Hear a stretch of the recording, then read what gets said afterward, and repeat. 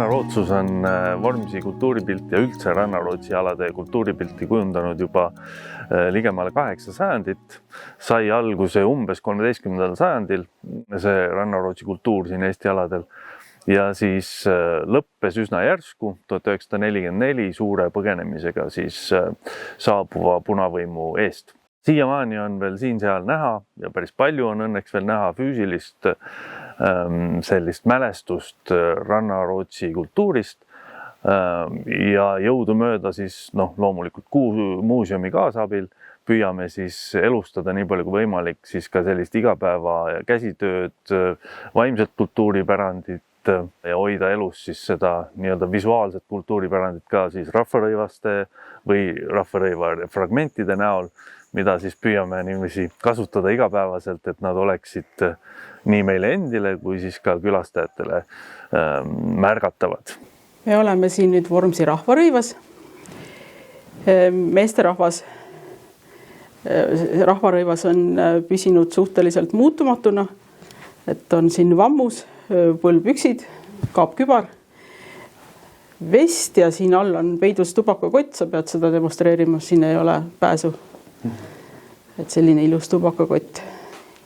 Siis Vormsi naise rahvarõivas on ajas muutunud, et minu seljas on vanema aja rahvarõivas Österblomi ajal, kui toimusid need muutused, et siin on liiga palju ihu näha. Tõstan käed üles, mida kõike võib siit siis niimoodi esile tulla, et see ei olnud mitte sünnis ja tulid sitsjakid.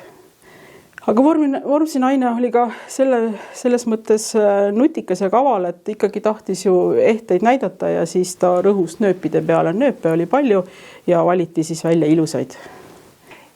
Vormsi rahvariide seelik erineb tavalistest Eesti omadest selle poolest, et ta on selline väga lühikese pihikuga pihikseelik. Ja ega Vormsis öeldigi selle kohta särk vormsi keeles. Näete siin kolme seelikut, nad on kõik erinevad, nad on kurrutatud, aga kurru tihedus on erinev, siis vanematel seelikutel arvatakse, et see kurrud on laiemad, uuematel on hästi tihedad. Ja mis on siis veel niisugune iseloomulik on siin, kui saba alla vaadata, on siin näha seda valget seelikutoodi, mis on siis ka kurdudesse õmmeldud ja pressitud. Vormsi lasterõivad on väga erilised, alates juba sellest, et kõrvuti täiskasvanu rõivastega valmistati siis Vormsi lastele sellised kuldkollased kuuekesed.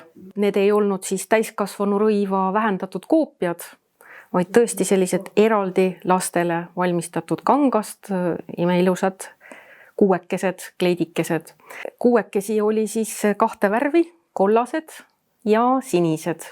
Sinised olid siis poisikestele ja kollased tüdrukutele, aga kindlasti oli ka nii, et kui peres olid tüdrukud olnud ja kuueke oli nii-öelda järgi jäänud kandmata, siis alati ei tehtudki uut, vaid sai ka poisikesele kollase kuuekese. Need on nüüd Vormsi originaalpastlad. Ma muidugi ei tea, kui vanad nad on, aga tunduvad, et väga vanad. Ma usun, et need on võib-olla kiriku omad, sest neid on nii vähe kantud. Et kirikusse ikka mindi, ma ei tea, kui oli soojem, siis pallejalu, aga ma ei kujuta ette mingi vanade pasteldega ja siis pandi korralikumad jalga. Need on Vormsi naise pastlad tänapäevaselt, reedaga 2 oleme teinud ja pikad paelad on siin tunnuseks, mähitakse siis niimoodi umbes paari sentimeetri laiuse ribana ümber selle valge soki. Need on niisugused erilised, mandri peal selliseid pastlaid ei ole. Ehk need on siis naisepastlad. Need on naisepastlad. Meestel ei olnud pikka paela, aga nad olid ka enam-vähem sellised, aga ma olen pildi pealt vaadanud, et nad nii tiheda kurruga nagu ei olnud. Vormsi igapäevaelu juurde kuulus lahutamatult pill nimega taalharpa, mida laiemalt on tuntud ka Hiiu kandle nime all.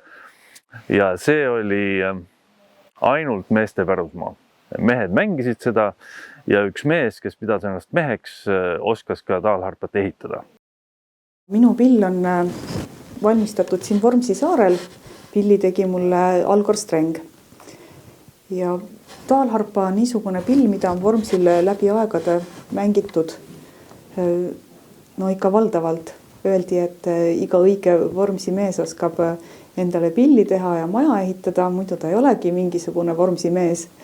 Ja noh, loomulikult siis, kui sa juba pilli oled teinud, siis mõistagi sa oskasid siis ka seda mängida. Nii et taalharpa oli omal ajal iga mehe pill.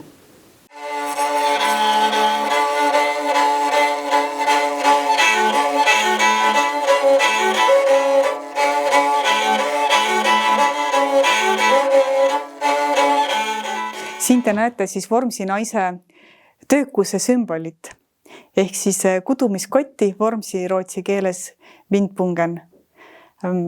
Võiks arvata, et selle koti sees käib siis naisel kudumistöö, aga päris nii see ikkagi ei olnud, sest et kudumistöö oli naisel ikkagi käes.